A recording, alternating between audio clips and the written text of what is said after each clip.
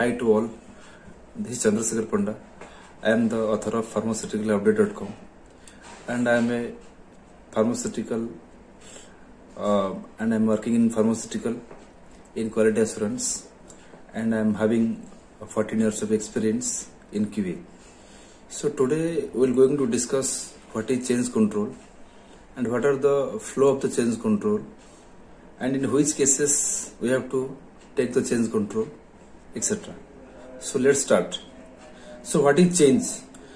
Any planned, permanent or temporary departure or modification or addition or deletion from an approved, qualified process, policy, document, system, material, method, equipment, etc. is called change, and the document which is required to capture all the activities is called change control.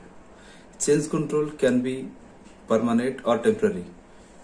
So अगर हमको कोई भी एक approved procedure में या system में, facility में कुछ भी चेंज करने का है या फिर कोई डॉक्यूमेंट में कुछ ऐड करने का है, कुछ उससे हटाने का है, कोई भी अप्रूव्ड प्रोसीड्यूर में जो प्रोसीड्यूर अप्रूव्ड है उसमें हमको कुछ भी चेंज करने का है, कुछ ऐड करने का है, उसमें कुछ वहां से हटाने का है, तो वो केस में हमको उसको बोलते हैं चेंज। और जो एक्टिविटी होता है, जो डॉक्यूमेंट हम बनाते हैं in order to perform, in order to record such activities, इस एक्टिविटी को रिकॉर्ड करने के लिए हम जो डॉक्यूमेंट बनाते हैं उसको बोलते हैं change control, change control form. सो चेंज कंट्रोल दो टाइप का होता है, दो प्रकार का होता है, एक होता है परमानेंट और एक होता है टेम्पररी।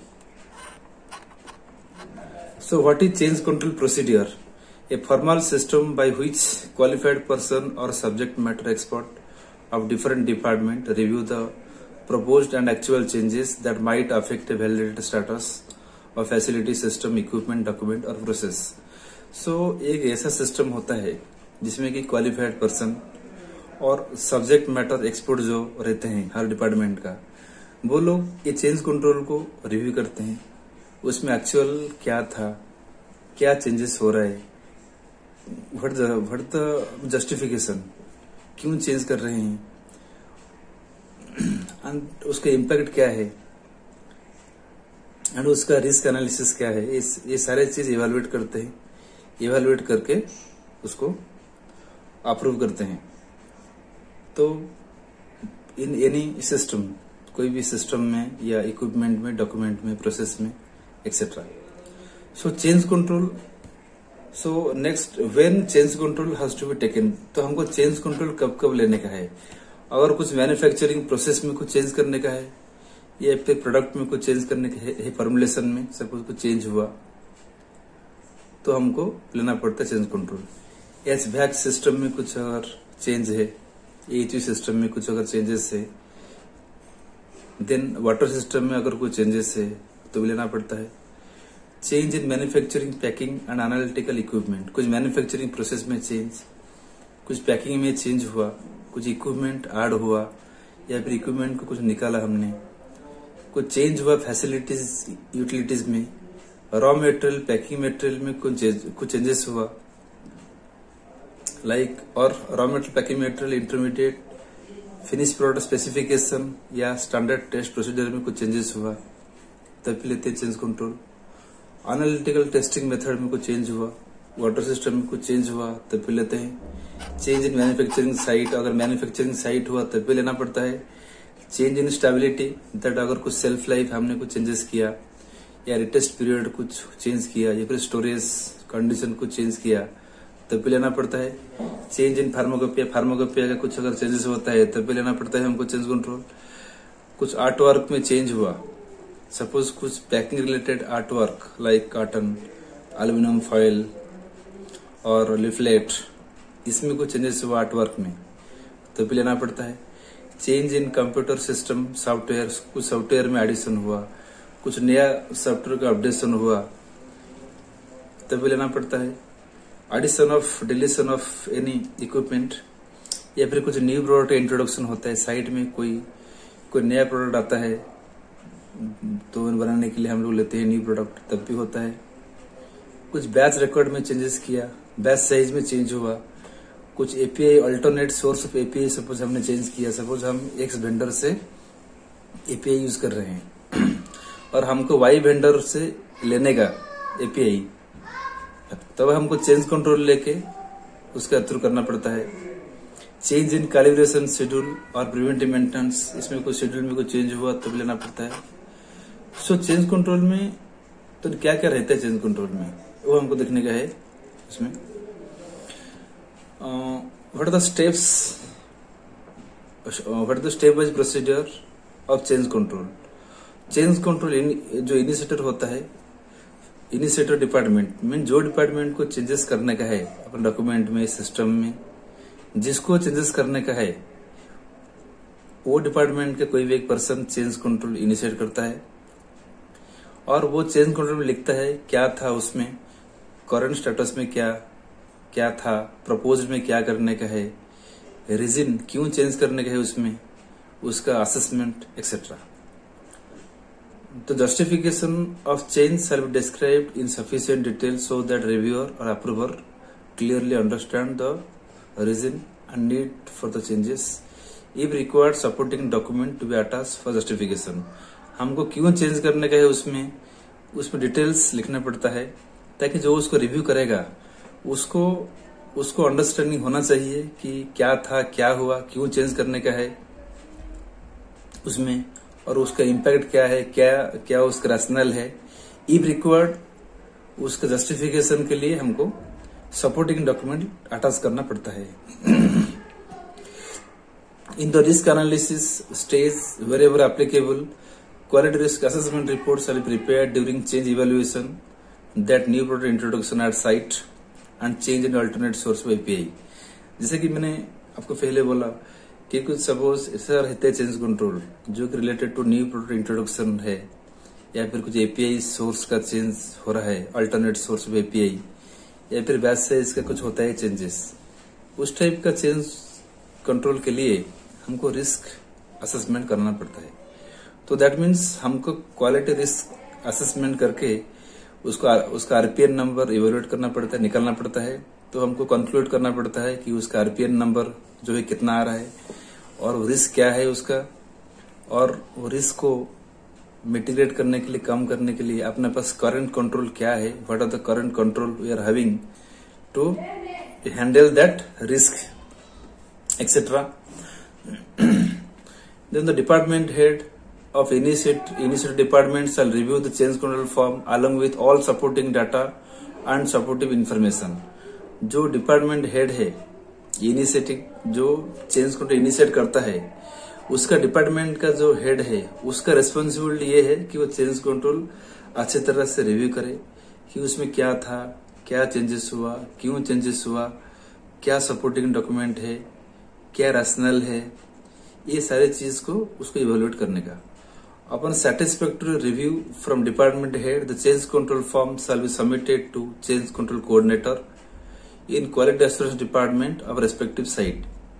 अगर आपका मैनुअल सिस्टम है, सपोज मैनुअल सिस्टम है चेंज कंट्रोल, तो वो केस में क्या होता है, जो इनिशियल डिपार्टमेंट का पर्सन रहता है तो वो अपना एचओडी का सिग्नेचर लेके रिव्यू होने के बाद क्यूए को सबमिट करता है चेंज कंट्रोल रिव्यू के लिए।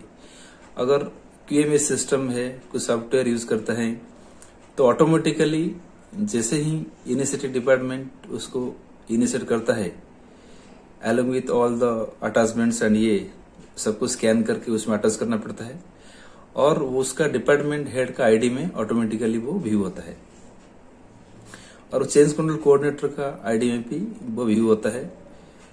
उसको इतना करना पड़ता है कि जो इनिशिएटिव डिपार्टमेंट है वो नंबर जो है वो लेके क्यूए को, जो चेंज कंट्रोल कोऑर्डिनेटर है, उसको प्रोवाइड करे ताकि वो नंबर से वो ट्रैक होता है आगे कि उसका एक्शन कहां तक हुआ, किस किस को उसका इम्पैक्ट असेसमेंट किया etcetera.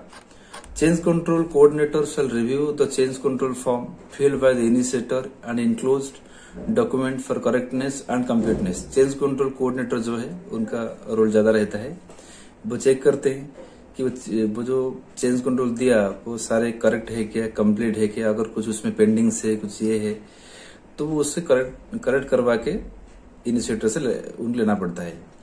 The change control coordinator shell also review the risk assessment provided for the change if acceptable. अगर वो रिव्यू करता है, अगर वो उसमें जो लिखा है रिस्क असेसमेंट वो अगर एक्सेप्टेबल है तो उसको आगे फॉरवर्ड करता है।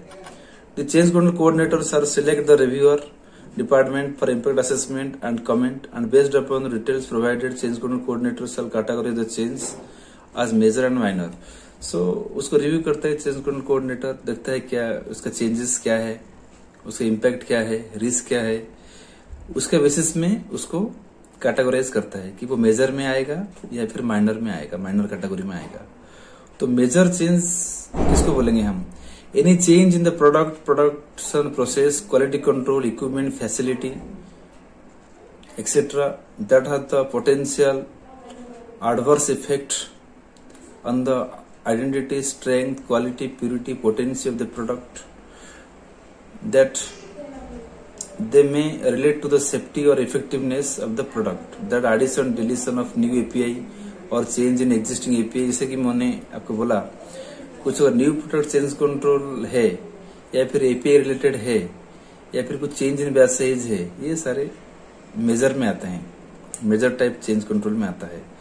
तो दैट मीन्स इसका कुछ एडवर्स इफेक्ट हो सकता है प्रोडक्ट का स्ट्रेंथ के ऊपर, प्यूरिटी के ऊपर, आइडेंटिटी के ऊपर, पोटेंसी के ऊपर, क्वालिटी के ऊपर कुछ इम्पैक्ट हो सकता है। तो इस टाइप का चेंज कंट्रोल को हम मेजर में डालते हैं और थ्रू रिस्क असेसमेंट उसको हमको हैंडल करना पड़ता है। तो माइनर चेंज कौन सा है? माइनर चेंज ऐसा होता है जो मिनिमल पोटेंशियल इफेक्ट रहता है, कम रहता है, एडवर्स इफेक्ट जो भी है, जो minimal potential to have an adverse effect on the identity, purity, strength, efficacy, potency etcetera. Like change in document, change in SOP, इस टाइप के अगर कोई चेंज कंट्रोल है तो वो माइनर कैटेगरी में आता है। Change control coordinator sir allocate manual system अगर है, change control coordinator manual number allocate करता है उसके लिए, और उसमें मैनुअली हर पेज के ऊपर चेंज कंट्रोल नंबर मेंशन करता है। अगर मैनुअल सिस्टम है तो क्यूएमए सिस्टम है, ऑटोमेटिकली नंबर विल जनरेट। तो वो इनिशिएटर का इतना काम है तो वो वही पर्टिकुलर नंबर ट्रैक करता है और क्यूएमएस जो चेंज कंट्रोल कोऑर्डिनेटर है उनको प्रोवाइड करता है और वो ट्रैक करते हैं वही नंबर से कि उसका स्टेटस क्या है, कहां तक हुआ, कहां तक एक्टिविटी, क्या करंट स्टेटस एक्सेट्रा। तो चेंज कंट्रोल कोऑर्डिनेटर उसको लॉगबुक में एंट्री करता है और एक्सेल शीट मेंटेन करता है चेंज कंट्रोल के लिए। एक्सेल शीट में भी रखता है उसको अपडेट करके कौन सा नंबर चेंज कंट्रोल है, किसने इनिशिएट किया, क्या उसका डिटेल्स है, उसका अप्रूवल कब आया था, इनिशिएट कब हुआ था एक्सेट्रा। उसका उसमें चेंज कंट्रोल इनिशिएट से लेके डिटेल्स क्या है, क्या क्या एक्शंस है उसका, और अप टू क्लोजर तक उसमें अपडेट करना पड़ता है।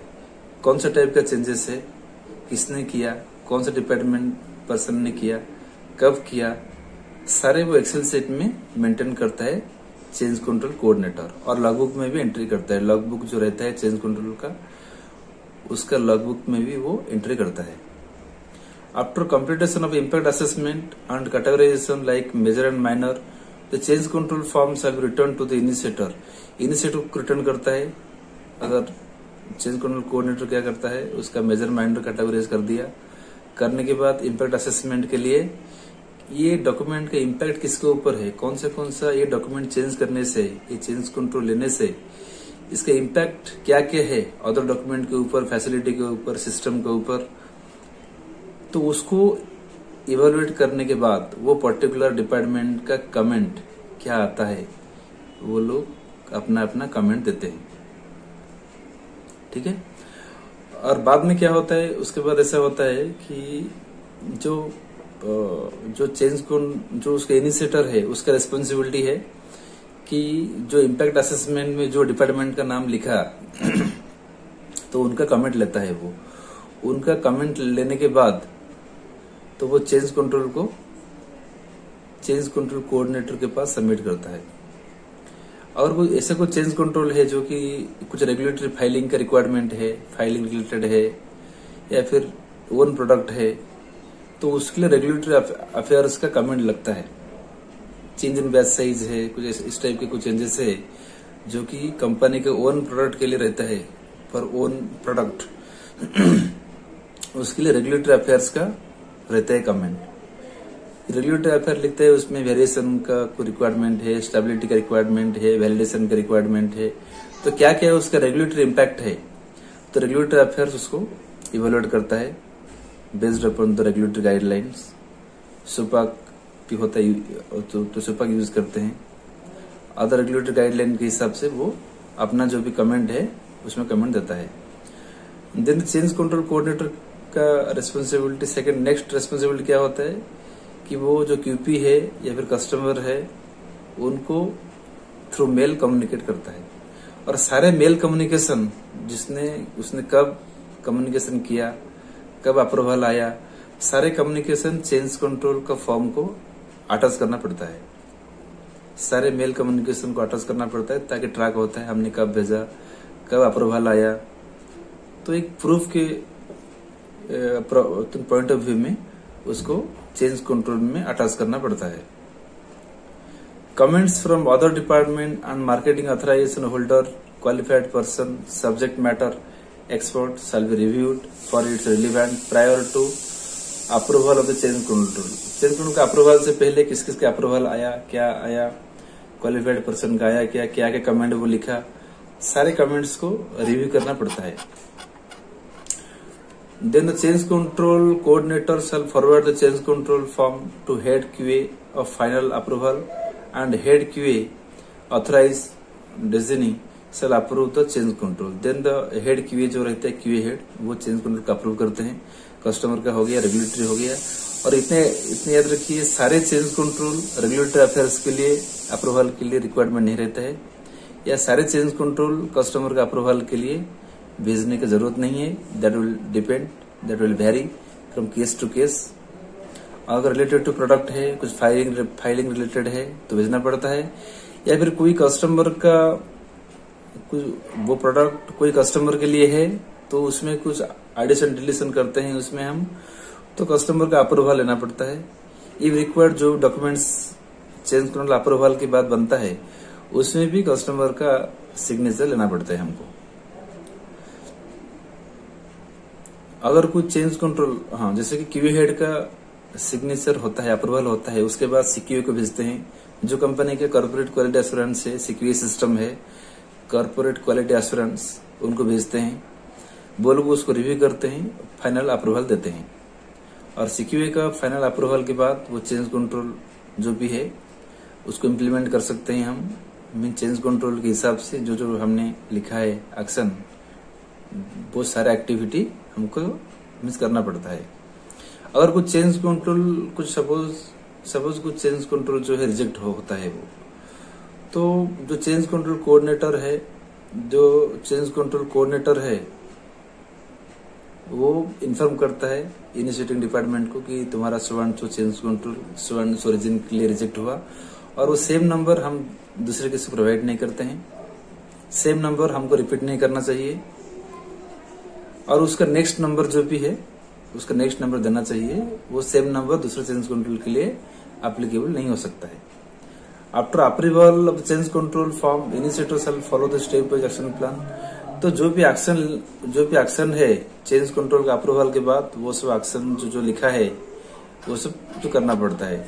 सपोज मैं आपको एक छोटा देता हूँ एग्जांपल। सपोज एसओपी का कुछ चेंज कंट्रोल है, सपोज एक एसओपी के रिलेटेड कुछ चेंज कंट्रोल हमको लेने का है, तो उसका एक्शन क्या आएगा?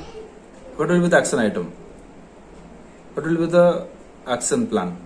एक्शन प्लान ऐसे होगा कि हमको new SOP shall be prepared, नया एसओपी बनाना पड़ेगा, नया एसओपी का ट्रेनिंग देना पड़ेगा हमको, पुराना एसओपी को अपलोड करना पड़ेगा जो भी है। चेंज कंट्रोल का अप्रूवल के बाद, नया एसओपी बनने के बाद, उसका ट्रेनिंग होके इफेक्टिव होने के, नए एसओपी को इफेक्टिव करने का, पुराने को वो सेम डेट में हमको अपलोड करना पड़ता है। ट्रेनिंग कंपलसरी है, सबका ट्रेनिंग देना पड़ता है, जिसको उसका इम्पैक्ट है, जिसको ट्रेनिंग है, जो एसओपी में लिखा है उसमें रेस्पॉन्सिबिलिटी में या डिस्ट्रीब्यूशन में, वो डिपार्टमेंट को वो रिवाइज जो एसओपी का चेंजेस हमने किया वो हमको देना पड़ता है। ये हो गया 3 एक्शन। जैसे बोला कि मैंने हमको नए एसओपी बनाने का है, ठीक है, फर्स्ट एक्शन। सेकंड एक्शन रहेगा कि हमको पुराना एसओपी को अपलोड करने का है, नए एसओपी का ट्रेनिंग देने का है, और जो नया एसओपी बना उसका एसओपी इंडेक्स बनाने का है। इंडेक्स को रिवाइज करना पड़ता है। ये 4 एक्शन रहता है अगर हमको कुछ एसओपी का चेंज करने का है। तो ऐसा different type of change control के लिए डिफरेंट ऑफ एक्शंस रहता है। और वो सारे एक्शंस कहाँ से लेने का हमको लेने का based upon the impact assessment subject matter expert जो लोग रहते हैं, जो इम्पैक्टेड डिपार्टमेंट है, उनका जो कमेंट आता है, रेगुलेटरी कमेंट आता है, अपने कस्टमर का कमेंट आता है, ये सारे कमेंट्स को लेके हमको एक्शन बनाना पड़ता है, ठीक है। तो नेक्स्ट क्या होता है, upon completion all the activities जो एक्शन प्लान में लिखा है वो सब होने के बाद initiator shall send the duly filled change control form. Change control initiator क्या करता है, चेंज कंट्रोल जो भी है सारे एक्शन होने के बाद उसमें उसका सपोर्टिंग डॉक्यूमेंट अटैच करके चेंज कंट्रोल कोऑर्डिनेटर को प्रोवाइड करता है, और चेंज कंट्रोल कोऑर्डिनेटर उसको रिव्यू करता है कि जो सारे सपोर्टिंग डॉक्यूमेंट जो लिखा था एक्शन प्लान में उसका हिसाब से हुआ क्या, या फिर कुछ उसमें पेंडिंग है। जैसे कि मैं बोला, सपोज कुछ एसओपी रिलेटेड चेंजेस है, नए एसओपी हमने बनाया क्या चेंज कंट्रोल अप्रूवल के बाद, और वो नए एसओपी का ट्रेनिंग दिया क्या हमने उसको इफेक्टिव किया, जिस दिन इफेक्टिव किया उस दिन पुराने एसओपी को अपसोल्यूट किया, या उसका इंडेक्स बनाया क्या। ये सारे एक्शन जो है, ये सारे एक्शंस कंप्लीट होने के बाद ये सारे सपोर्टिंग डॉक्यूमेंट हमको चेंज कंट्रोल में लगाना पड़ता है। ये काम इनिशिएटिव डिपार्टमेंट का है, और ये सारे चीज का रिव्यू करता है चेंज कंट्रोल कोऑर्डिनेटर, और उसको लगता है वो सब अगर ओके है तो वो चेंज कंट्रोल को क्लोज कर सकता है, और वो सेम चेंज कंट्रोल को लॉगबुक में क्लोज करता है, एक्सेल शीट में भी क्लोज करता है जो भी है। और इसका फॉलोअप जो भी है उसको मंथली बेसिस में फॉलोअप लेता है कि कितना चेंज कंट्रोल लिया है, कितना पेंडिंग है, कितना अप्रूवल हो गया है, किस का एक्शन बाकी है, कितना ओपन है।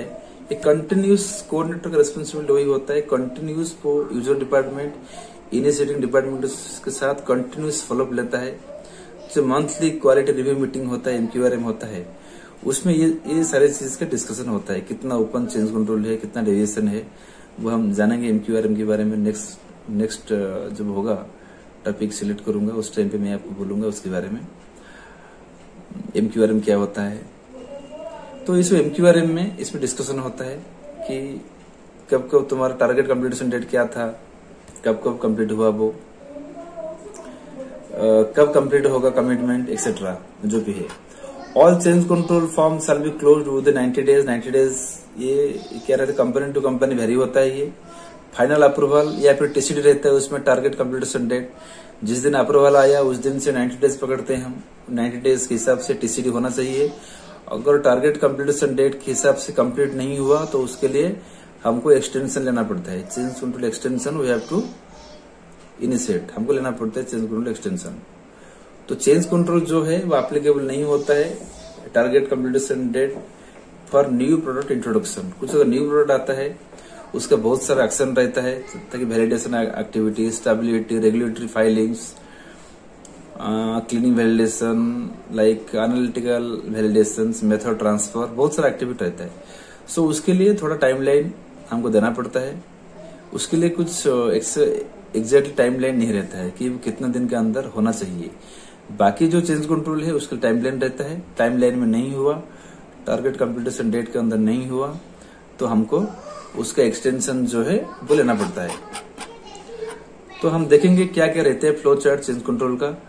तो नीड फॉर चेंज और इनिशिएशन ऑफ न्यू, कुछ अगर न्यू करने का है तो हमको चेंज कंट्रोल लेना पड़ता है। इनिशिएटर डिपार्टमेंट लेता है चेंज कंट्रोल, और उनका जो डिपार्टमेंट के HOD रहते हैं, हेड ऑफ द डिपार्टमेंट से वो चेंज कंट्रोल वो रिव्यू करवाते हैं पहले।